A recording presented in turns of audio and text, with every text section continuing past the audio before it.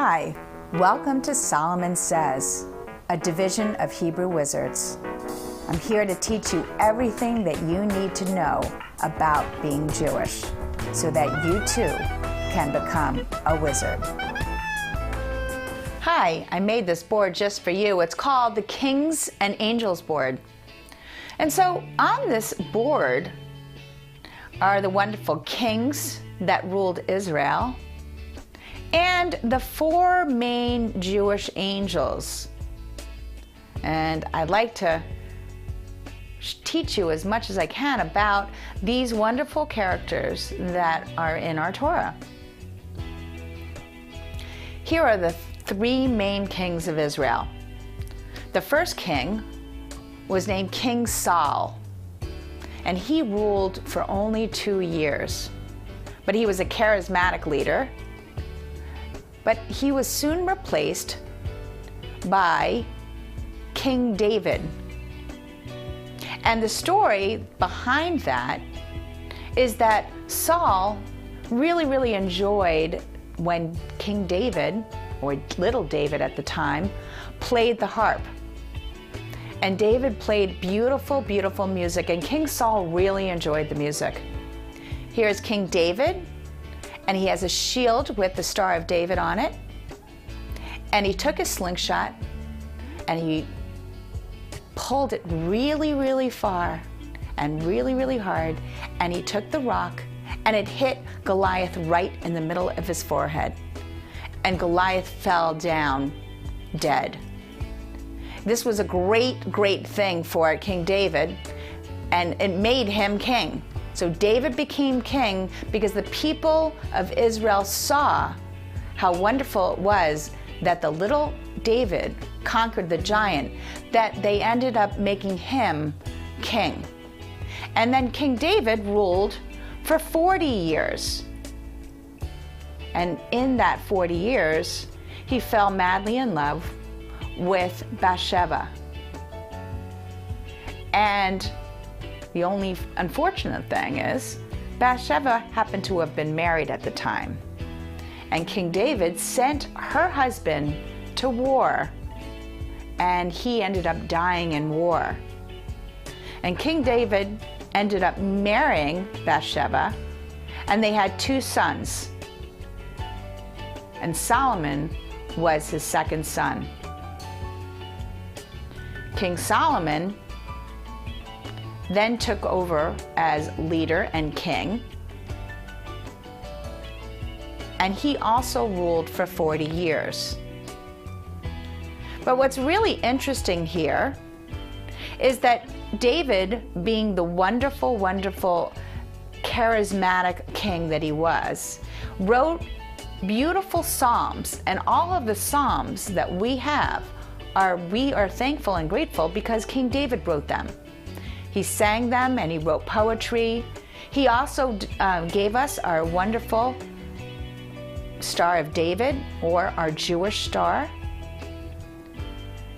And although he sinned by committing the 7th commandment, by breaking it, which is honoring the husband and wife, he was punished, and his consequences was that he was not allowed to build the first temple. So the honor of building the first temple went to his son, King Solomon. And King Solomon got the honor of building the first temple. King Solomon also had wonderful insight and was known as the wisest of all of the kings. He wrote the Proverbs and the Chronicles, and he was known for his wisdom.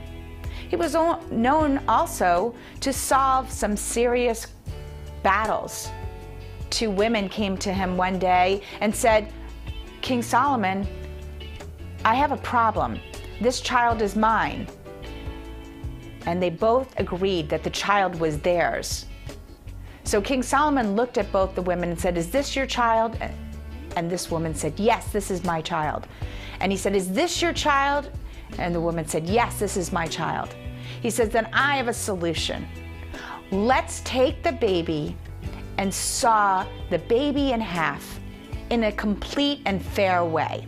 You will get half the baby, and you will get half the baby. And this young woman said, she can have the baby, for I don't want to destroy and hurt in any way this baby. Let her have this baby. And King Solomon knew, with the generosity and insight of this young woman, that it was the rightful owner and the mother of this young child.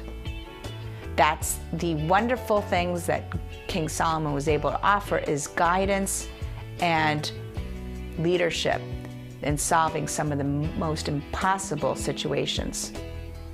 So here's the first temple, which then ended up was destroyed.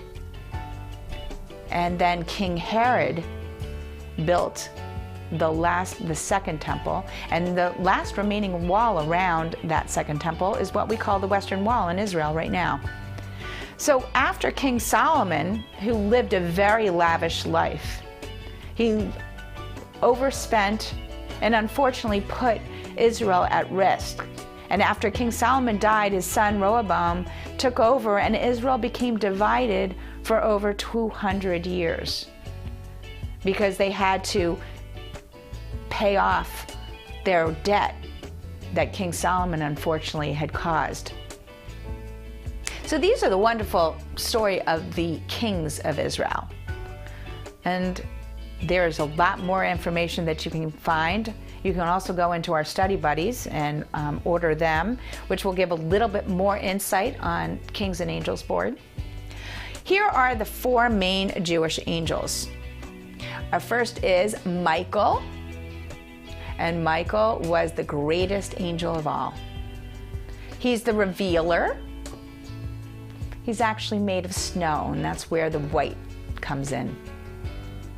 He's known as the guardian of Israel. And he was there when Isaac was born and when Moses died. And he is known to be there when the Messiah will come. Gabriel is made of fire. And that's the fire that you see right here. And Gabriel is Michael's right-hand man. And even though it's fire and snow, they coexist almost every time. The fire and the snow, they can coexist together. He's known as the defender of Israel. So we have the guardian of Israel and the defender of Israel. And he's also known as the most compassionate of all the angels. Raphael is the chief angel for healing. Raphael is the sun, is the color green in the rainbow. He's often known to be the morning angel because he likes to come out bright and early and is known to help the sick. The word for doctor is Rophe, which probably comes a lot from Raphael, Rophe, which means doctor or healing. Here we have is Uriel. And Uriel means light of God and is the angel of the west. It's the angel that blows the shofar for all the people of Israel. This is Uriel, the angel of the west and the light of God.